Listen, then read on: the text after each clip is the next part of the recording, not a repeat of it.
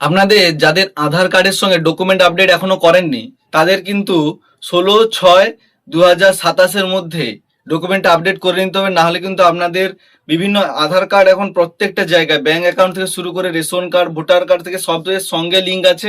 তো সেক্ষেত্রে আপনাদের সমস্যা হতে পারে।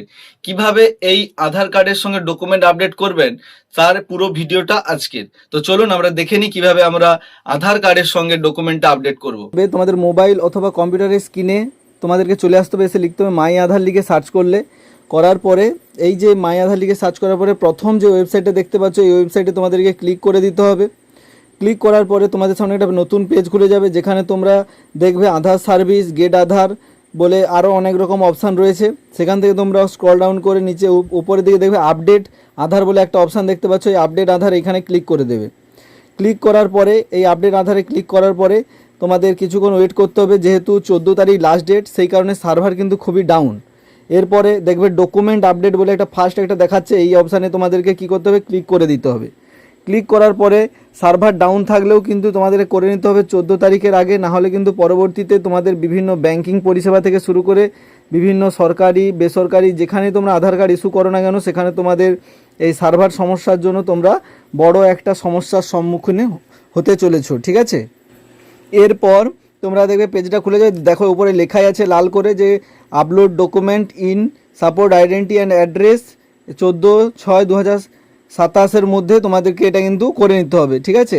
2027 14/6/2027 মধ্যে এটা করে নিতে হবে।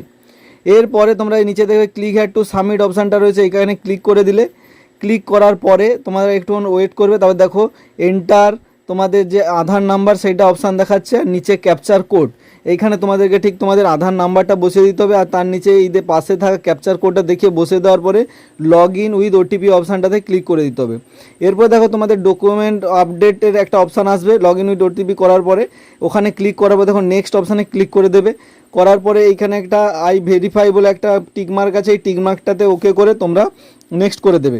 করার পর দেখো প্রথমত তোমাদের যে ভ্যালিডিটি আইডি প্রুফ হিসাবে তোমাদেরকে একটা দিতে হবে, বিভিন্ন রকমের আইডি প্রুফ আছে, সেখান থেকে তোমাদের পাসপোর্ট হবে, SC ST OBC সার্টিফিকেট থেকে শুরু করে বিভিন্ন রকমের গভর্নমেন্ট সার্টিফিকেটগুলো রয়েছে, যেগুলো তোমরা যে কোনো একটা তোমাদের যেটা প্রয়োজনীয় বা যেটা তোমাদের কাছে রয়েছে সেরকম যে কোনো একটা, রেশন কার্ডও হবে, তার ফটোকপি, রেশন কার্ড যেটা, সেটা A to Z অনেক তথ্য, অনেকগুলোই ডকুমেন্ট আছে। যে কোনো একটা ডকুমেন্টকে তোমাদের কী করতে হবে, PDF JPG ফর্মে, PDF ফর্মে করে নিলে খুব ভালো হয়। তারপরে তোমরা একবারে নিচের দিকে আসবে, নিচে দেখবে দেখে ভোটার আইডি কার্ড বলে ভোটার যেটা দিতে পারো তোমার যেটা রয়েছে। আমি এখানে ভোটারটা করে এই অ্যাকসেপ্ট অপশানে ক্লিক করতে হবে। করার পরে তোমাদেরকে এই আপলোডিং অপশানটাতে ক্লিক করলে তোমরা ওখান থেকে ভোটারটা এখানে ক্লিক করে তারপরে তোমরা অ্যাকসেপ্ট অপশানে ক্লিক করলে, করার পরে এখান থেকে সিলেক্ট তোমাদের যে ডকুমেন্টস, সেইখানে গিয়ে তোমাদের মোবাইল অথবা কম্পিউটারের যে ফাইল মেমোরি থেকে তোমরা এখান থেকে সেই ফাইলটাকে সিলেক্ট করে নিতে পারবে, করে এখানে ডাইরেক্ট আপলোড করে দিতে পারবে। এরপরে ঠিক নিচের দিকে দেখবে তোমাদের অ্যাড্রেস প্রুফ হিসাবে একটা ডকুমেন্ট দিতে হবে, তো সেখানেও একই রকমভাবে সিলেক্ট করার অপশান আছে।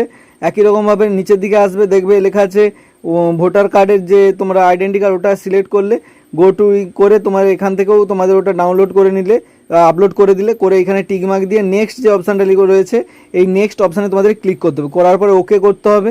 করলে কিছুক্ষণ ওয়েট করার পর দেখো সাবমিট অপশান রয়েছে, সাবমিট অপশানে ক্লিক করলে, করার পরে এই যে টিক চিহ্ন পড়ে গেল, তোমাদের কিন্তু সাবমিট হয়ে গেল, ঠিক আছে।